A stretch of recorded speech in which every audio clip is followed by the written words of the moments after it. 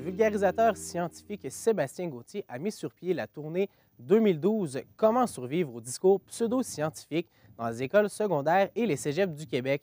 Depuis 3 ans, ce conférencier s'efforce de démystifier les faits du mythe de 2012.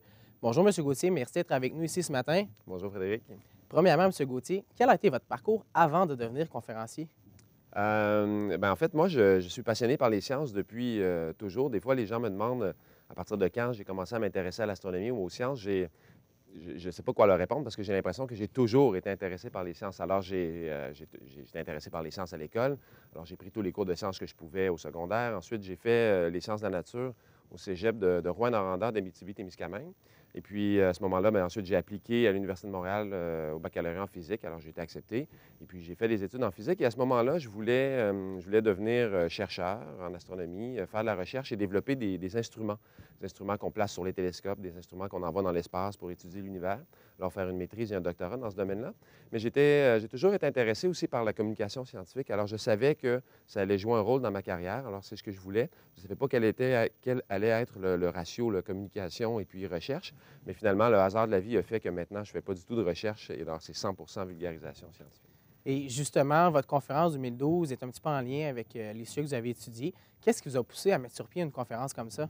Bien, au départ, quand j'ai commencé à travailler à l'Observatoire et à l'Astrolabe du Mont-Mégantic avec le public, etc., mon travail essentiellement, c'était d'expliquer la science aux gens, expliquer les résultats de la recherche, etc. Mais avec le temps, je me suis rendu compte aussi que les gens étaient parfois un peu confondus, un peu mêlés entre ce que j'appellerais la vraie science et la fausse science, une espèce de science un peu ésotérique, etc., etc. Et le point culminant, là, ça a été quand le phénomène 2012, le mythe de la fin du monde en 2012 est devenu de plus en plus populaire. Et je suis tombé, là, j'avais reçu en cadeau un livre qui s'appelle Apocalypse 2012. On nous présentait ça comme une enquête scientifique sur la fin du monde. Et j'ai commencé à lire ça et c'était rempli de fausseté.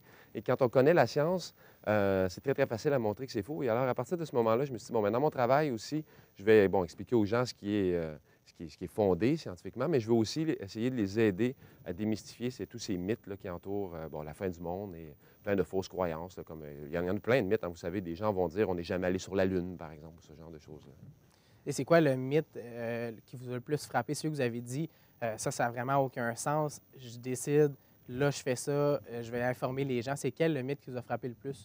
Bien, ce n'est pas un mythe en particulier, mais c'est plutôt l'ampleur du mythe, je vous dirais, et le fait que le mythe, par rapport à la fin du monde, toujours, il est à toutes les échelles. Comme par exemple, on va vous dire, le 21 décembre 2012, les planètes du système solaire vont être alignées et ça va engendrer des cataclysmes qui vont mener à la fin du monde. Donc, premièrement, c'est absolument pas dangereux lorsque les planètes s'alignent. Ça ne déclenche pas du tout de cataclysme. Donc ça, c'est un mensonge. Mais en plus, les planètes ne seront même pas alignées au 21 décembre 2012. Et si on fouille encore plus, de par leur orbite, c'est impossible que les planètes soient parfaitement alignées. Donc le mensonge est à toutes les échelles. On va nous parler d'une prophétie Maya, par exemple. Mais les Mayas n'ont jamais fait de prophétie sur la fin du monde. Leur calendrier ne s'arrête pas. Et même si leur calendrier s'arrêtait, de toute façon, c'est pas parce qu'un calendrier s'arrête que c'est la fin du monde. Donc, c'est à toutes les échelles. Et c'est ça, en fait, qui m'a surpris. C'est l'ampleur, en fait, du mensonge. Et là, votre conférence, vous avez présenté à de nombreuses reprises. Mm-hmm. Vous avez eu la chance de constater un petit peu la réaction de l'auditoire. C'est quoi les impacts, selon vous, du message que vous passez sur vos audiences?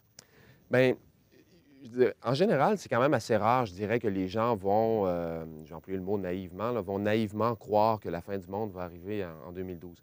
Mais étant donné que le mensonge ou le mythe est à toutes les échelles, les gens ont de la difficulté à s'imaginer que le mensonge est à 100 Donc, ils vont penser qu'il y a des éléments à gauche et à droite qui sont vrais.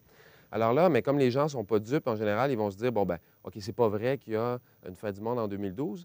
Mais comme les gens se font passer pour des scientifiques pour nous dire ça, mais les gens vont se mettre à douter des scientifiques. Et c'est là que c'est un problème, c'est que même si les gens n'embarquent pas à 100 000 à l'heure, à 100 dans ces mythes-là, ce que ça fait, c'est que ça ébranle leur crédibilité envers la vraie science. Alors, je dirais peut-être que l'impact le plus positif que j'aurais avec cette conférence, c'est pas tant de rassurer les gens, parce que les gens n'ont pas si peur que ça, mais c'est de les aider à reprendre confiance en la science. Et je pense que les gens en ont besoin parce que la science aujourd'hui est omniprésente dans nos vies, dans les télécommunications, dans la santé, dans notre lutte contre les maladies. Ça peut éliminer des guerres, etc., mais ça peut créer des guerres aussi. Donc, c'est important que les gens, même s'ils ne sont pas des scientifiques, eux-mêmes soient conscients de ces enjeux-là et soient capables de prendre des bonnes décisions, des décisions éclairées, et non pas des décisions basées sur des fausses croyances et des mythes, etc. Et là, la fin du monde est annoncée pour le 21 décembre 2012. Mais vous, après le 21 décembre 2012, qu'est-ce que vous allez faire? C'est quoi vos projets pour 2013? Bien, nous, on continue notre mission de vulgarisation scientifique et ce projet-là de conférence dans les cégeps a été extrêmement gratifiant pour nous. On a adoré ça.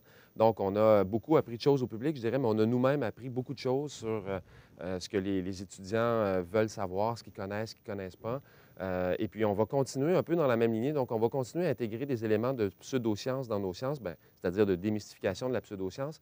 Et on aimerait bien aussi, on se rend compte qu'il y a un besoin pour ça, on aimerait bien aussi dresser un portrait de la vision de l'être humain que les scientifiques ont aujourd'hui au 21e siècle. Alors, les scientifiques aujourd'hui s'imaginent l'être humain comme étant faisant partie d'un processus évolutif, une évolution qui a commencé il y a près de 14 milliards d'années avec un univers extrêmement désordonné qui tranquillement est entré en expansion, s'est refroidi et s'est structuré.